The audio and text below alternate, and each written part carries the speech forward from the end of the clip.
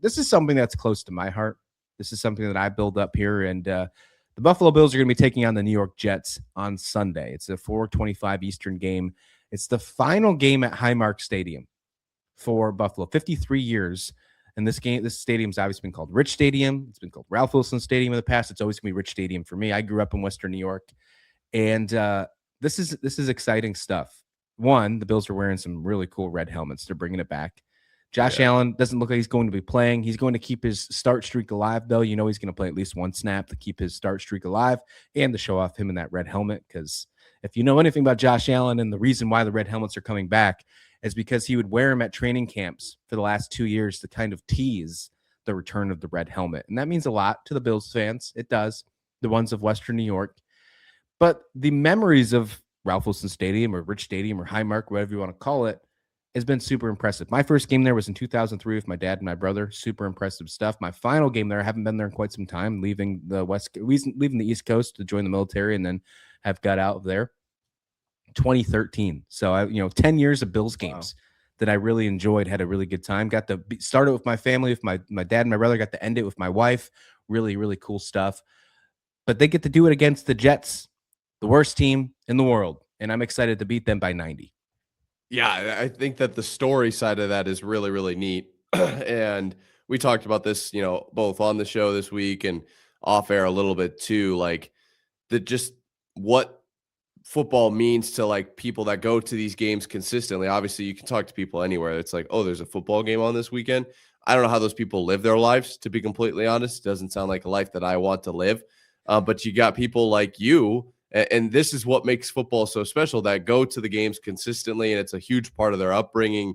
And so to hear that story side of it is super special. And from the fans' perspective too, because we talk so much about, what's the play on the field, what's the end result, and then the flip side of that coin is, well, what did that player go through to get to this point, right? Like, what did Trinidad Chambliss do in the game, and then what was the story that he kind of went through to find himself in that game?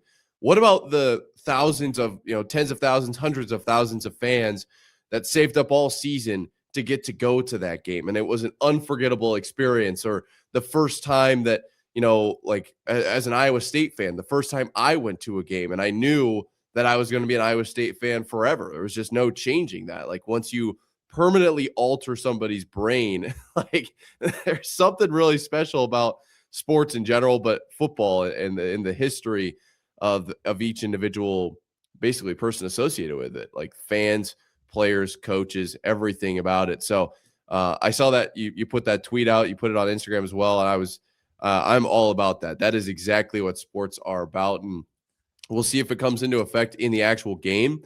Because the Jets are probably just going to get dominated regardless. Maybe it's more by like 80 or 85 instead of 60. But more than that, I think it's a great, kind of cap to not just a stadium or not just like a regime or an era of Bills football, but also an era of Bills fans and what they remember the Bills as. If you notice the years, that was from 2003 to 2013, not a single playoff team. Not a single Bills playoff team. But yet, there's that side of the coin too.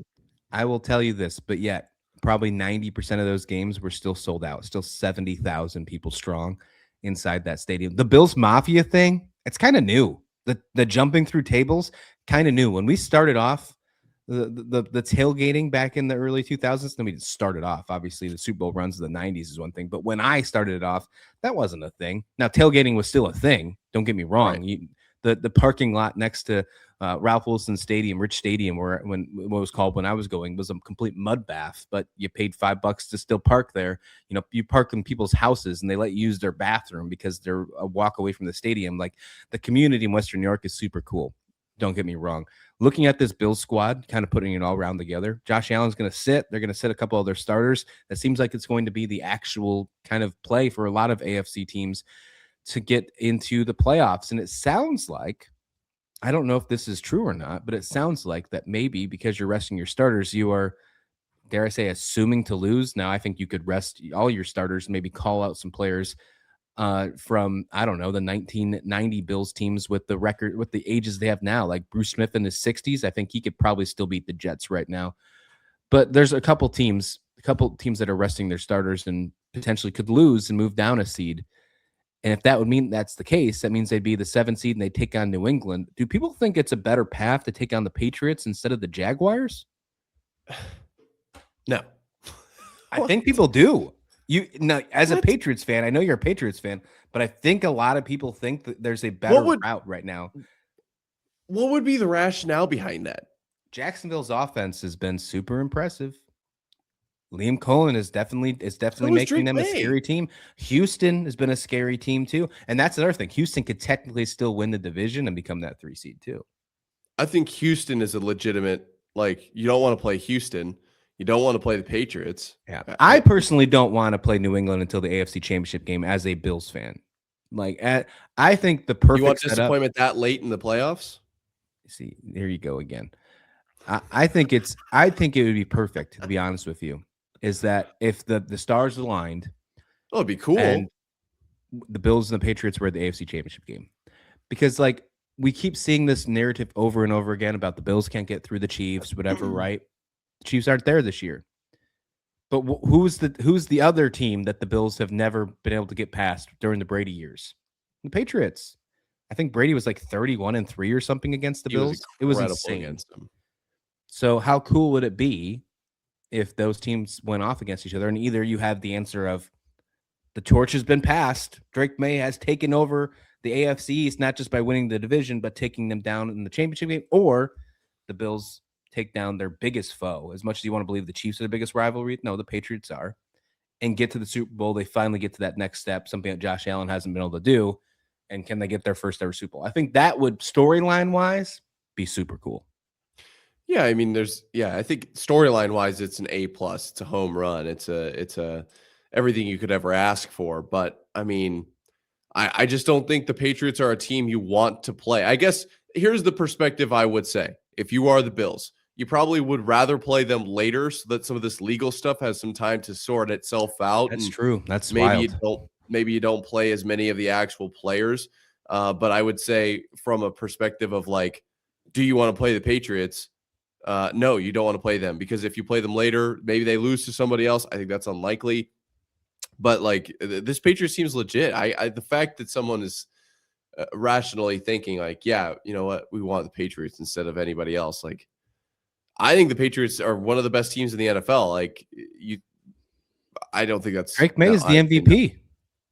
Yeah, I don't think that's a regional or a reasonable thought process at all.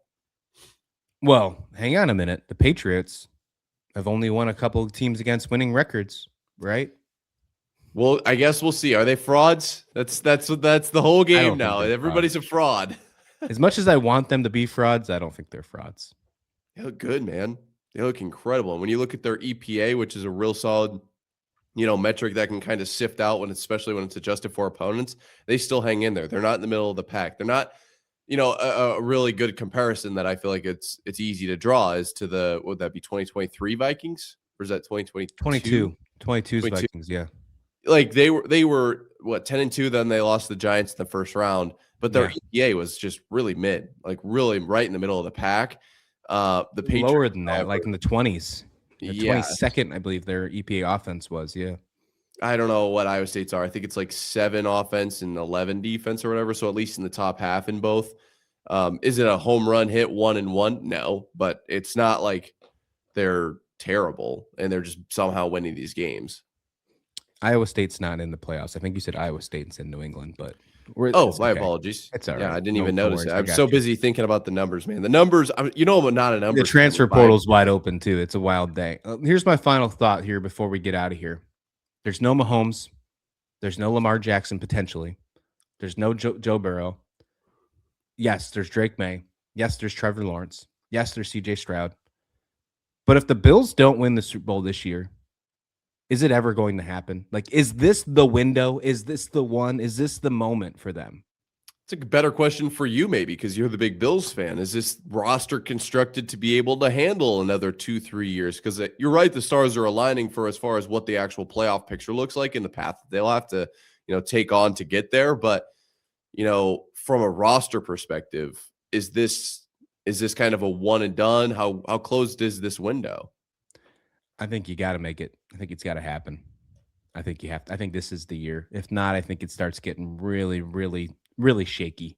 And then you have there's been no speculation, but you got to think year in and year out of getting to a certain point in time, and then you go back and look at the weapons that Josh Allen's had, and they're just not enough. You got to think frustration will set in eventually. To a kid that's from the West Coast, that's not from Buffalo, although he's become a true Buffalo guy. I mean, it's the He's an name icon. Hospital Wings after him and his parents, grandparents. But I will say this: if they don't get this figured out, if they don't make it to the Super Bowl, and this next offseason they don't give Josh Allen the weapons he needs to say, "Hey, look, we messed up," would not shock me if maybe a change happens in the near future about Josh Allen moving on. Could you imagine that? I Wow. actually could. I was thinking the other way around. If the Bills don't make it this year, do they just blow up the entire operation, sell everybody off for a ton of draft capital, and go the Rams route?